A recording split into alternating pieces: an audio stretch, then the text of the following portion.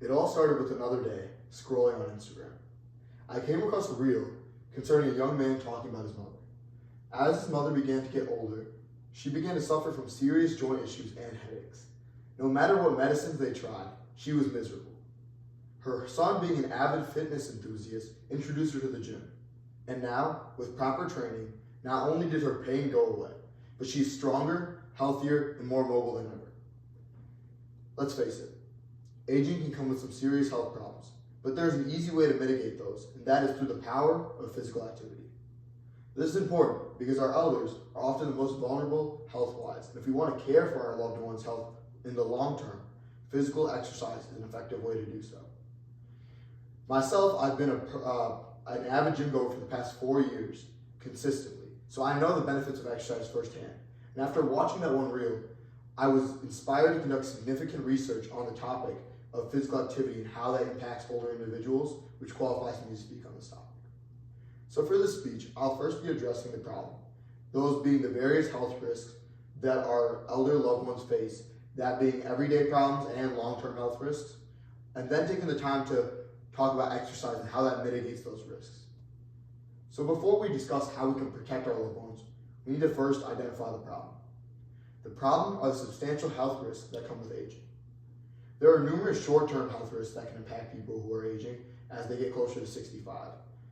And even though those are considered considerably smaller issues, they are still very serious. Those issues being hearing loss, eye problems, back and neck osteoarthritis, according to the World Health Organization, as well as other problems. When it comes to more long-term risks that persist beyond the age of 65 and continue to go further in lifetime, those would include bone health problems such as osteoporosis, heart health such as diabetes, heart disease, a little bit more well-known conditions, as well as the worst-case scenario, that being cancer, according to the Ropenhagen Westminster Canterbury Senior Living Center's information on their website. Brain health problems, such as dementia, can also persist. So it's not just problems affecting the body, but problems affecting the mind. Furthermore, you have problems such as Alzheimer's, as well as mental health problems, such as depression, as noted by the CDC. Although these health conditions can impact our loved ones, and it's disheartening to talk about, we need to address these issues because there's a viable solution. That solution being implementing physical exercise, because it mitigates the health problems of aging. There are numerous short-term and long-term benefits.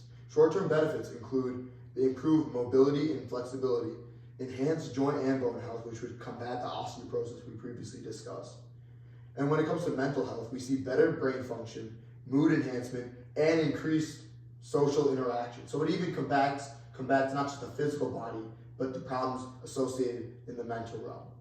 Long-term benefits include the short-term benefits that I just presented, right? Because those will continue, as well as the big hitters. So it prevents your chronic diseases and your other chronic conditions. Those would be your heart conditions, your stroke, your diabetes, as well as cancer prevention, also noted by the CDC, as the use of physical exercise for adults ages 65 and older mitigates the risk of 8 types of cancer, including liver, stomach, bladder, just to name a few.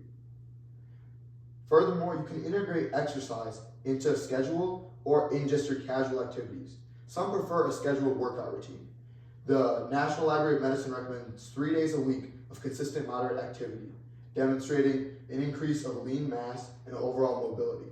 A few examples of these exercises, as demonstrated through this resistance band, could be bicep curls, shoulder press, as well as tricep extensions, to name a few.